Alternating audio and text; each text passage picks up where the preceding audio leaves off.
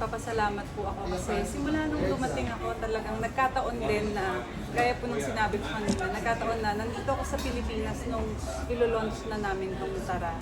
Oo, at matagal na pala to na pinag-uusapan. Opo, matagal na. Simula nung kung paano rin sila nakipag-coordinate kay former Senator Manny Pacquiao hanggang sa nabuo na yung concept. Tagal din po namin binroses. And alam ko na nung pa nagkahanap, nag-iisip ka na paano yung pwedeng maging business at eto na nga. Opo, totoo. Kasi di ba po parang ang hirap din ng transition kung kunyari galing ka sa pag-artista, tapos napunta ako dun sa Australia, and at the same time parang nag-aano talaga ako, nagkakaroon ako ng doubts kung ano yung gagawin ko, kung magsistay ako sa Australia na lang o babalik na lang ako dito. Tapos biglang, nung magbabakasyon ako dito, nung sinabi ko kay Tito George, uuwi ako. Ang dami po talagang pumapasok na trabaho. So parang tinake ko yun as a sign na kailangan ko siguro bumalik at magbalik dito sa industriya na. And bonus na lang na meron tayong Tara, meron tayong iba't ibang mga trabaho pa. Kamusta na pala yung production company nyo nila Sunshine? Ayan. Oo. Actually, Karel. magkakasama kami kahapon. Napag-usapan na namin yung mga kailangan ulit namin buksan at i-renew. Kasi syempre po, nag-stop kami. And ngayon magiging active po ulit. Yung last nyo was with iFlix, tama ba? Yung ano po, BNB. Yes. Oo, yung Ian Veneracion. Yes po. Isa Calz, tama ba? Opo, tama. Tama, I mean, ang gaganda ng mga project na nalatag na yun. So may meron pa bang mga nakaamba, Nag-aano na po kami, nagpo-production meeting. Nakakatuwa. Paano namin ulit Bubuksan. Pero kamusta? How's everybody? Kamusta kayo kahapon nung nag-meet kayo? Anong pwede mo i-share sa fans? Paano ko ba i-explain? Nag-meet kami sa isang hindi inaasahang sitwasyon. Pero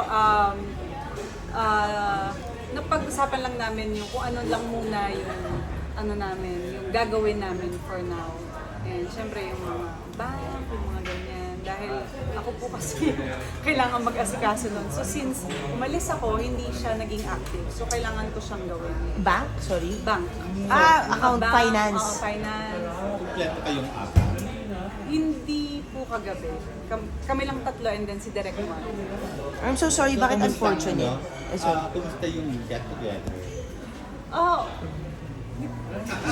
Mamaya na lang. Ha? Mamaya na lang. Hindi ko kasi siya, it's not my story to tell kasi. Pero since, okay, dahil ba yun? Yung mga nangyayari ngayon sa showbiz. Pero yun nga, Miss Diana, dahil nga napaka-hot topic naman talaga sa showbiz of course, we do know yung mga issue about sexual advancement, etc. I do know during your heydays, I'm sure sobrang daming lumapit sa'yo. How did you protect yourself during those times? I'm sure you have your story to tell. Yes, yes. Ako po, sinasabi ko lang sa kanila, tumawag sila kay Tito Jojo gawin na. Hindi makalusot. Takot na agad sila. Takot na agad. Buti. Oo. Hindi, pero nung tip mo, nung nagsisimula ka, parang hindi ka walapitan, hindi ka...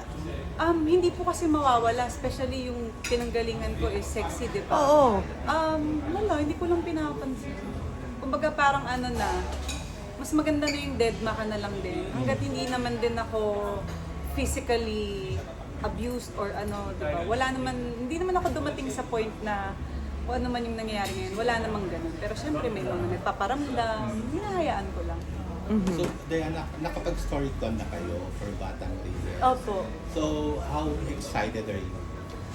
Sa tagal ko pong walang acting, gusto ko na magsimula. Hindi, joke lang. Siyempre po, gusto ko na po ulit ranasan yung nasa set ka, nagtitaping, tapos kasama mo ulit yung mga ibang artista kasi matagal ko siyang hindi na-experience. So, excited ako. Nung nakita-kita din kami yung yun nga po sila Iza and Karil, parang nag-flashback ko. Ang dami namin ng pagkwentuhan tungkol sa mga dating ginagawa namin sa taping, kung ano yung mga waiting time, kung ano yung mga ginagawa namin during those hours na nahihirapan kami or nag-aantay kami or puyat kami. Yung mga masasaya naman. Masasaya. Yung nare-reminisce. Mga kasama,